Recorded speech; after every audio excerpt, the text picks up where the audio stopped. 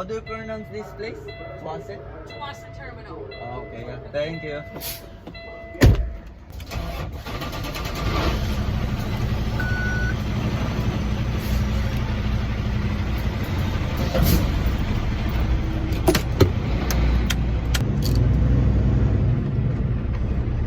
Sa lane 33 tayo.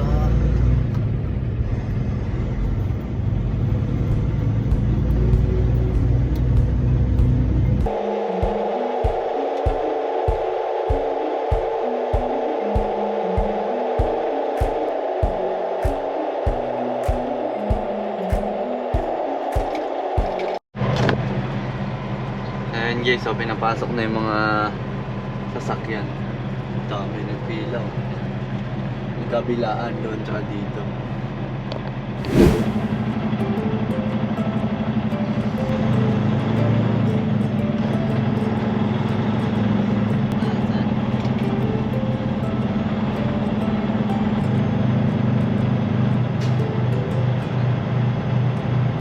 Pasok na sa loob ng barko.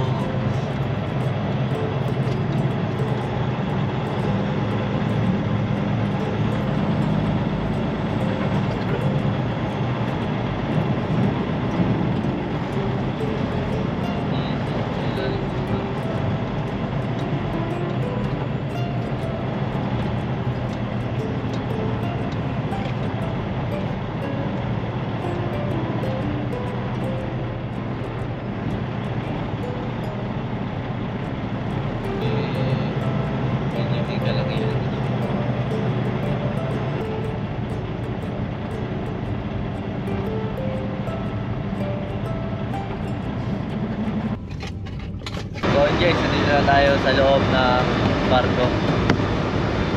Ito yung mga truck nandito, tapos ito yung iba. And gagamit tayo siguro ng stairs. Stairs. Ayan, mga truck. Ito yung load natin na dadalhin sa Victoria. Yan ang kakaba, no? Bigat niyan, 83,000 pounds yung load lang. Hindi pa kasama yung trailer. Ito, iba-ibang trailer to. Sabi, ang lamig. Second time ko na makapunta dito sa may Victoria. Noong una, 2019, kasama ko pa si daddy noon. Ngayon ako na lang mag-isa. Medyo kabado, pero all goods lang. Ano ba to?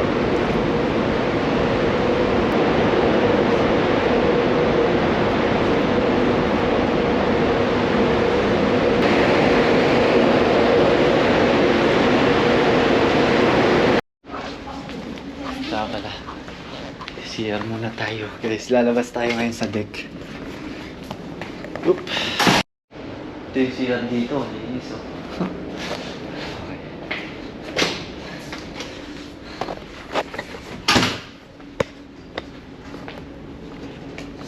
Coffee bar. Ito nga pala yung deck. Sun deck. Dito. Ito nga pala yung sande ko.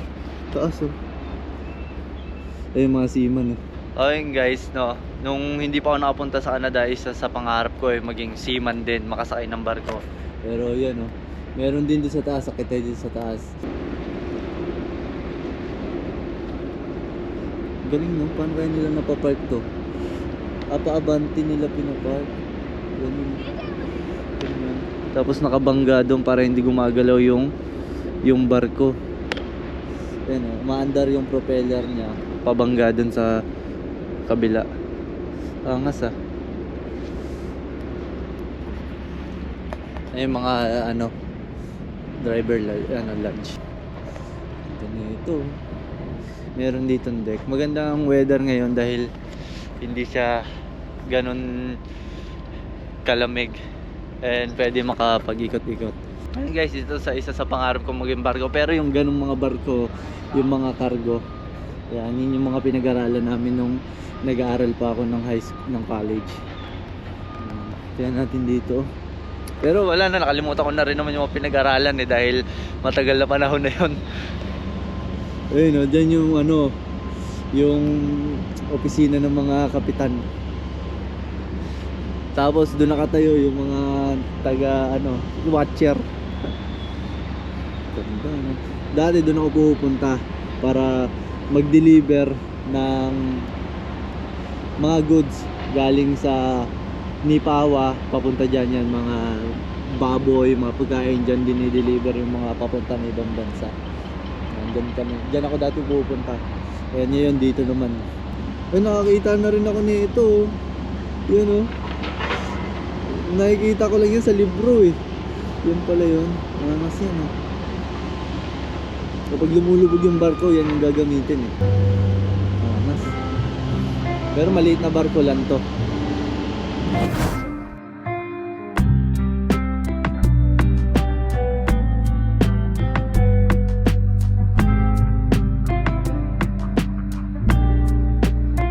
Maandar na tayo guys. Ang biyahe natin 30 to 60 minutes, depende sa ganda ng panahon. Siguro mabilis-bilis yung mga 45 minutes, nandun na tayo. Papunta ako ngayon sa Victoria, Swartz Bay.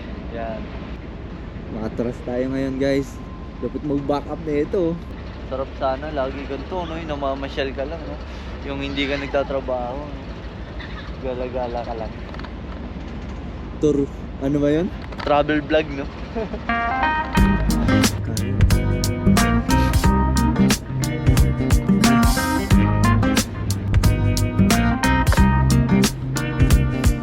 Ito ang Tuasen Port, Tuasen Port. Ayun naman yung Delta Port. Bali, tatlong barko atang kaya siya dito. O 4. Ay, marami din pala.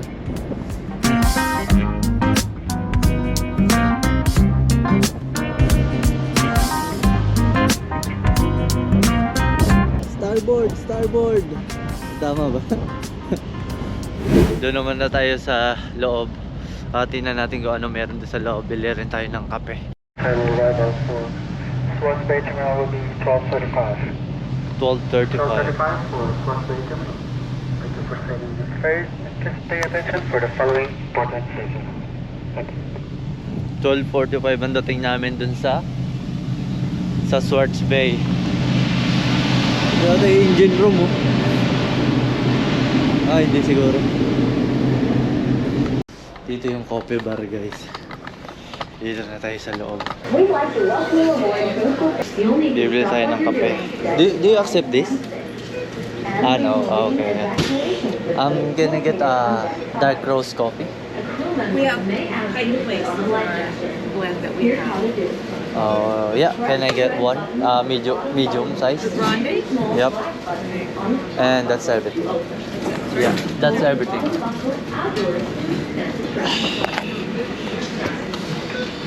And on visa, please. Meron dito ang Starbucks yan.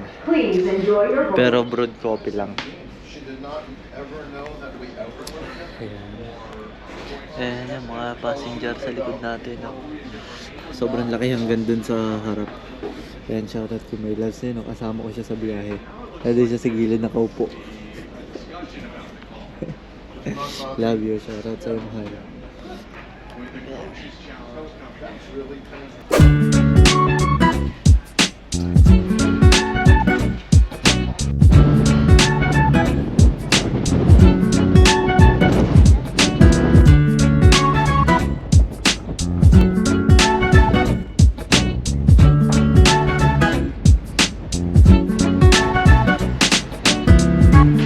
Ito yung likod ng barko.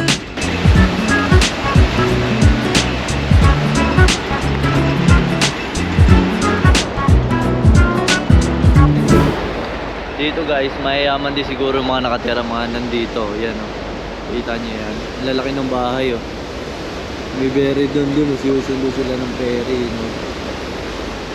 kasi yun pa doon, ang dami rin nakatira pala dito. Siguro mga rest house. Doon kami galing sa pagitan ng dalawang bundok. Marami rin palang island dito Tapos paliko kami papunta doon.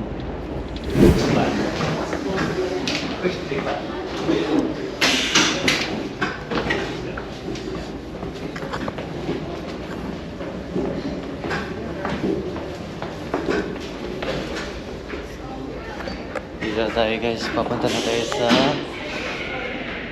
sa ating truck. Dahil pa-arriving na, para ready lang pag nagdating na.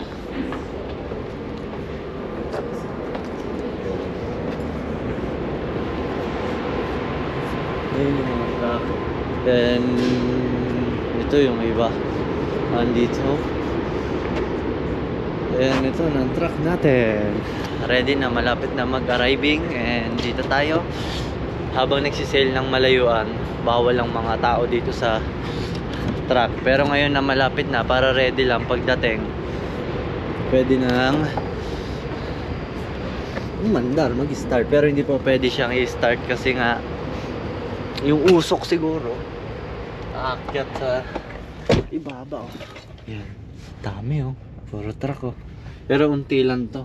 Meron pang available na 35% pero hindi siya na full talaga, hindi katulad kanina yung naunang barko, sobrang dami nun nagsakayan. Pero ngayon yung barko namin may 35% pang available. And ngayon pababa na tayo ng Swartz Bay, then pupunta tayo mula Swartz Bay hanggang sa dulo ng Victoria. Sa Victoria Bay tayo pupunta, and nasa umaabot ng 30 minutes yon sa kabilang dulo tayo. Hindi, ewan ko ba, hindi pag kung mula dito sa ang hirap naman banggitin ng pangalan. Tsuwasi. Kalimutan.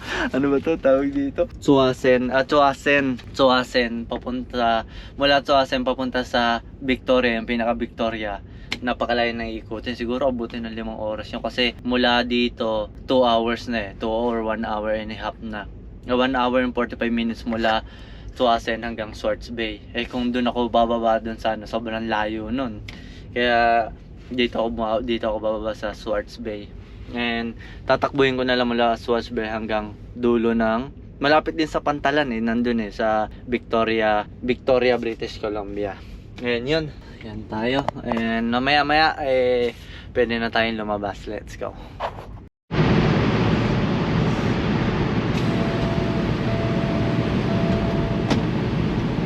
So yun guys, labas na kami.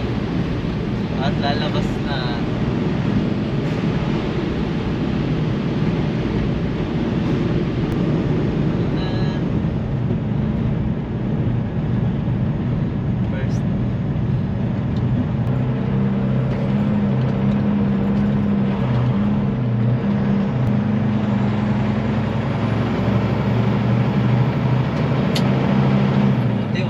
Sa mga truck ay pangalawa tayo sa truck, nakalabas tayo agad. Dami pila doon sa kabila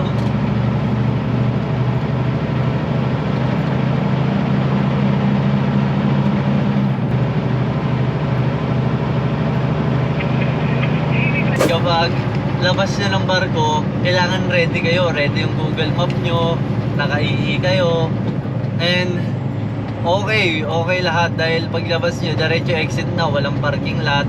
Ngayon, medyo malayo na ako. Siguro naka 5 kilometro na ako, walang parking lot or walang turnout. Kailangan, paglabas nyo, diretso na.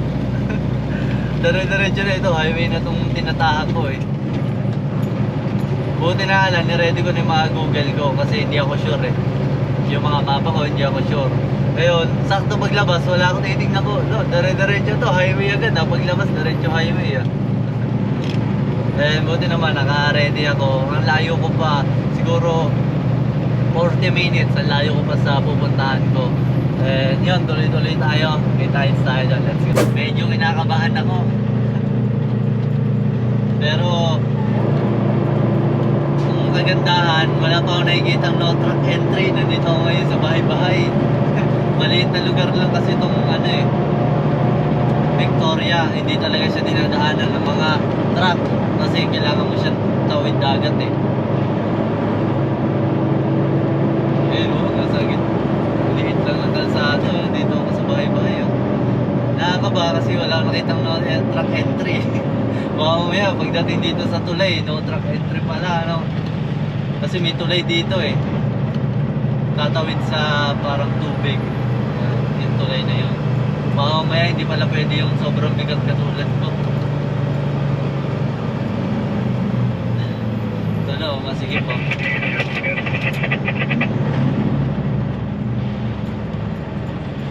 Nakakaba lalo na kapag bago ka sa isang lugar. Pero normal lang yun. Kahit kabado, relax lang. Pag naligaw at nahuli, sabihin sorry na lang, bago dito.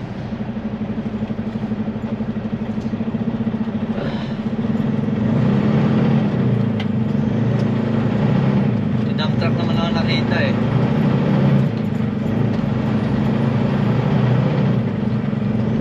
Parang minaaninag na ako. Truck entry. Truck allowed. Ito na.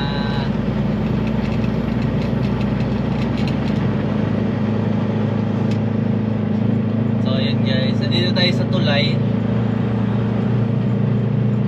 Ayun, sakto. Naaninag po. Ayun o. Ang kulit naman kasi ng truck route eh. Nandito sa kalagitnaan ng tulay eh. Ayun o. Ayan guys, truck route. Nawala yung kaba ko kasi may nakita na akong truck route kanina. Kanina pa ako tumatakbo, wala akong makitang truck route. Ngayon lang. Nabawasan yung kaba ko na tama pa lang dinadaanan ko, hindi ako nagkamali.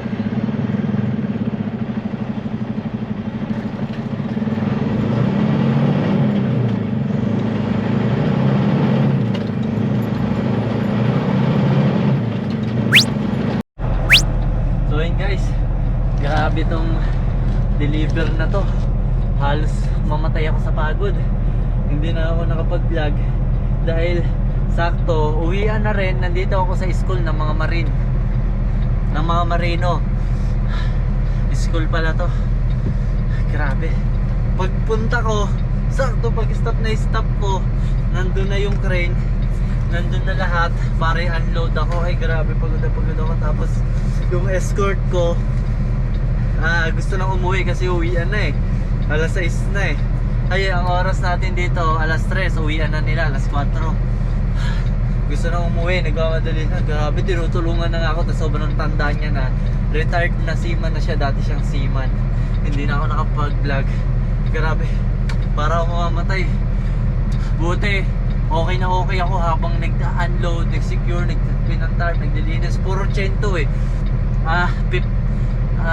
Dosing chain ang gamit ko. Tapos dosing binder. Tapos 10 strap. Grabe, para ako mamamatay. Tapos nagmamadali pa. Ngayon nandito lang ako sa kalsada dahil sobrang sikip. Ayan, nakikita nyo yung yellow line, nasakop po yung buong kalsada. Yan, mga naglalakad, nag-uwian na sila. Mga instructor ata yan. O ano, papalit ako ng damit. Grabe, hindi ko kaya. Grabe, mamamatay ako dito. Tapos ako lang mag-isa. Yun ang pinakamahirap sa lahat, ako lang mag-isa.